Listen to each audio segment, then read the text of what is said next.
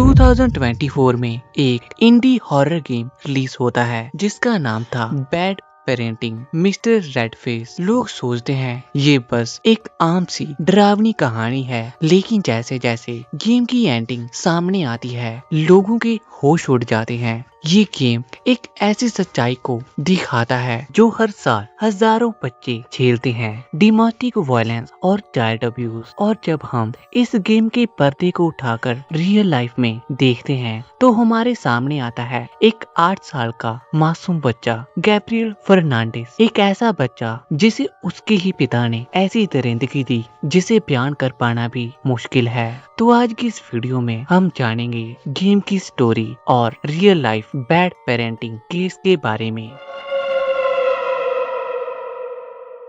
तो ये कहानी शुरू होती है एक छोटे से अपार्टमेंट में जहां हमारा मेन प्रोटैगनिस्ट है रॉन। रॉन एक बहुत ही मासूम और मुश्किल से ही 3-4 साल का बच्चा है जो हर वक्त अपनी माँ का इंतजार करता है। उसके घर का माहौल बिल्कुल भी नॉर्मल नहीं लगता, जहाँ उसका बाप जिसका नाम ब्रूस है वो बेरोजगार है जो कोई भी काम नहीं करता और दिन भर शराब पीकर घर में बैठा रहता है। घर का सारा खर्चा रॉन की माँ जिसका नाम रॉबिन है वो चलाती है। वो दिन भर काम करती है और देर रात को घर लौटती है। रॉन का बाप ब्रूस दुख और गुस्से से भरा हुआ है। शराब के नशे में वो अपनी ही पत्नी पर शक करता है कि उसका कहीं बाहर अफेयर चल रहा है। और ऐसे ही एक रात रॉन का बर्थडे होता है, लेकिन उसकी माँ काम में इतनी बिजी थी कि वो गिफ्ट लाना ही भूल जाती है। तभी वहाँ उसका बाप ब्रूस आ जाता है और फिर ब्रूस और रॉबिन के बीच भयानक बहस शुरू हो जाती है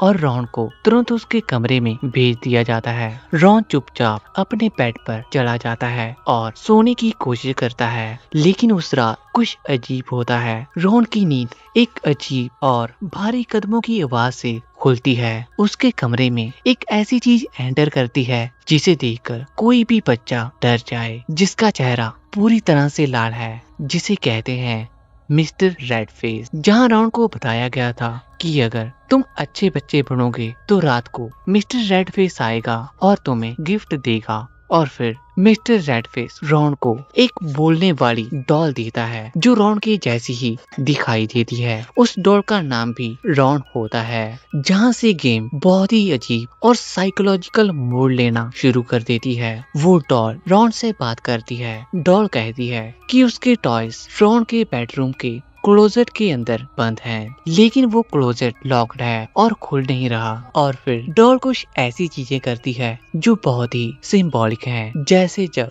रॉन खाना खाकर फिनिश करता है तो उस प्लेट में दोबारा से खाना अपने आप भर जाता है और पास में रखी वाइन की बोतल भी हवा में उड़कर जोर जोर से टेबल पर हिलने लगती है। जब 3 बार ऐसा होता है तो रॉन डर जाता है कि बोतल टूटने से उसके पापा गुस्सा हो जाएंगे और उसे पनिशमेंट देंगे, लेकिन डॉल रीश्योर करती है कि मिस्टर रेडफेस ने तुम्हारे पापा को किडनैप कर लिया है क्योंकि वो एक बैड पेरेंटियल फिगर है। रॉन एक बहुत ही प्यारा बच्चा है। वो कहता है कि नहीं, मेरे पापा बुरे नहीं हैं, मुझे उन्हें बचाना है। और फिर डॉल उसे कहती है कि अगर तुम पापा को बचाना चाहते हो तो तुम्हें क्लोजेट के अंदर ड्रीम वर्ल्ड जाना होगा। और फिर रॉन उस क्लोजेट के अंदर चला जाता है और एक ऐसी दुनिया में पहुंचता है जो असल में मरे हुए बच्चों का एक लिम्बो है। वहाँ उसे और भी कई बच्चे मिलते हैं जो अजीब हालत में हैं, जहाँ एक लड़की है जो जमीन में दबी हुई है और एक लड़का जो आग के पास बैठा है, एक और लड़का जो गाड़ी की डिक्की में बंद है। ये सब असल में वो बच्चे हैं जो चाइल्ड अब्यूज और डोमेस्टिक वायलेंस का शिकार होकर अपनी जान गंवा चुके हैं। अब आता है इस गेम का सबसे भयानक और हार्ट ब्रेकिंग ट्विस्ट। जैसे जैसे गेम खत्म होता है हमें समझ आ जाता है कि रॉन कोई हेलुसिनेशन नहीं देख रहा और ना ही मिस्टर रेडफेस कोई भूत या एलियन था। असल में मिस्टर रेडफेस कोई और नहीं बल्कि रॉन का अपना ही बाप ब्रूस था। जब ब्रूस बहुत ही ज्यादा शराब पी लेता था तो गुस्से में उसका चेहरा लाल हो जाता था और मासूम रॉन को नशे और गुस्से से भरा बाप एक राक्षस की तरह लगता था। उस रात जब रॉबिन ने ब्रूस से कहा कि वो उसे डिवोर्स ले रही है और रॉन को अपने साथ लेकर इस घर से हमेशा के लिए चली जाएगी। तो ब्रूस पागल हो गया। रॉबिन के जाने के बाद ब्रूस गुस्से में रॉन के कमरे में गया जहां रॉन बेड पर सो रहा था। ब्रूस ने अपनी दरिंदगी की सारी हदें पार कर दी और रॉन का गला तब तक घोटता रहा जब तक कि गर्दन की हड्डी टूट नहीं गई। रॉन की मौत हो चुकी थी और यहीं पे अपने गुनाह को छुपाने के लिए ब्रूस ने रॉन की लाश को उसी बेडरूम के क्लोजेट के अंदर छिपा दिया और खुद एक सस्ते से मोटल में भाग गया। और अगली सुबह जब रॉबिन उठती है तो वो क्लोजेट खोलती है और वहाँ उसे मिलती है उसके बेटे रॉन की बेजान लाश। और रॉबिन उठती है और फिर पुलिस को फोन कर देती है। लेकिन कहानी यहीं खत्म नहीं होती। जो टॉल हम गेम में देख रहे थे वो असल में रॉन की ही आत्मा का वो हिस्सा था जिसे सब पता था, जहाँ रॉन की आत्मा अपने बाप का पीछा करती है और उस मोटल तक ब्रूस को हर रात अपने हुए बेटे के भूत देखने लगते हैं जो उसे चैन से जीने नहीं देते। और एक अनोनिमस टिप के जरिए पुलिस को पता चलता है कि ब्रूस कहीं छुपा है और पुलिस उसे अरेस्ट कर लेती है। रॉन को इंसाफ मिल जाता है और गेम के आखिर में दिखाया जाता है कि हर एक बच्चा उसी जगह खड़ा है जहां उसकी हुई थी। रॉन उस क्लोजेट के अंदर बेजान खड़ा था।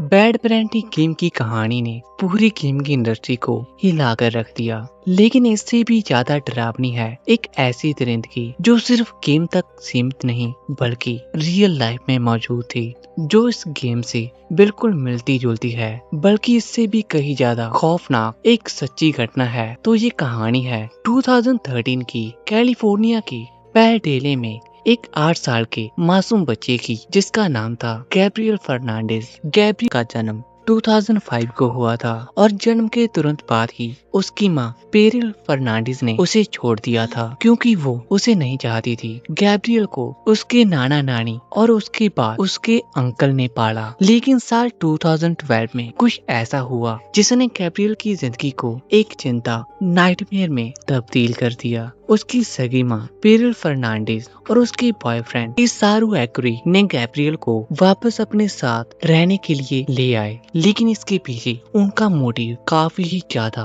टेरिफाइंग था। वो उसे अपने साथ इसलिए लाए थे ताकि वो सरकार से मिलने वाले वेलफेयर के पैसे यानी कि चाइल्ड स्पोर्ट्स फंड ले सके। उन्हें गैब्रियल से कोई प्यार नहीं था, वो तो बस उनके लिए पैसे कमाने का एक जरिया था। जैसे ही गैब्रियल उस घर में गया उस पर जुल्म की सारी हदें टूट पड़ी। पेरिल और इज़हारू ने गैब्रियल को टारगेट बनाना शुरू किया। पेरिल का बॉयफ्रेंड इज़रो जो लंबा चौड़ा आदमी था वो गैब्रियल से नफरत करता था क्योंकि उसे लगता है कि गैब्रियल गे है। उसे इस शक पर टॉर्चर किया जाने लगा। गैब्रियल को पूरे घर में कहीं भी सोने की इजाजत नहीं थी, उसे बस छोटे से बेडरूम के क्लोजेट के अंदर बंद कर कर रखा जाता था जहाँ उसे टॉयलेट तक जाने की इजाजत नहीं थी। उनका टॉर्चर यहीं खत्म नहीं हुआ, उसे रोज बेहद बेरहमी से पीटा जाता था और अगर वो खाना मांगता तो उसे सड़ा हुआ खाना दे दिया जाता। लेकिन यहीं पे एक सवाल भी उठता है कि क्या किसी ने भी उस बच्ची को बचाने की कोशिश नहीं की? तो यहीं पे एक लेडी थी जिसने अपनी पूरी जान लगा दी गैब्रियल को बचाने में, उसकी स्कूल टीचर जेनिफर। गैब्रियल जब स्कूल आता था तो जेनिफर ने नोटिस किया कि उसके बाल झड़ रहे हैं और उसके चेहरे पर चोट के निशान भी हैं और एक दिन उसकी आंख बहुत ही बुरी तरह से सूजी हुई थी। जब जेनिफर ने उससे प्यार से पूछा तो गैब्रियल ने रोकर कहा और यहीं पे जेनिफर ने तुरंत DCFS और चाइल्ड प्रोटेक्टिव हॉटलाइन को कॉल किया।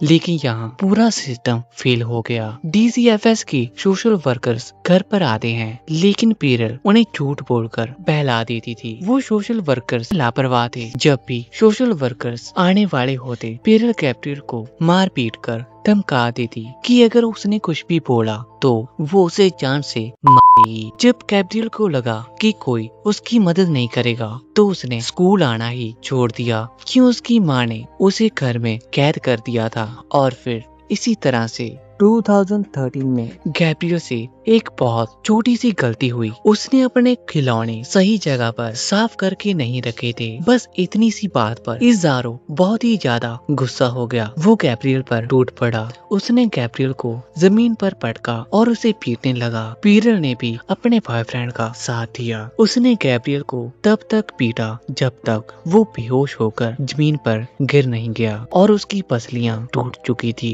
और वो पूरी तरह से बेजान था। जब उन्हें लगा कि गैब्रियल सांस नहीं ले रहा तो उन्होंने पकड़े जाने के डर से 911 पर कॉल किया और झूठ बोला कि गैब्रियल अपने भाई के साथ खेलते वक्त गिर गया। और जब पैरामेडिक्स वहां पहुंचे तो उनकी रूह कांप गई। उन्होंने देखा कि गैब्रियल जमीन पर पड़ा है बिना कपड़ों के और उसके दांत टूटे हुए हैं। उसे तुरंत हॉस्पिटल ले जाया गया जहां डॉक्टर्स ने उसे ब्रेन डेड घोषित कर दिया और फिर 2 दिन तक हॉस्पिटल में जिंदगी और मौत के बीच जूझने के बाद 24 मई 2013 को गैब्रियल ने इस बेरहम दुनिया को हमेशा के लिए अलविदा कह दिया।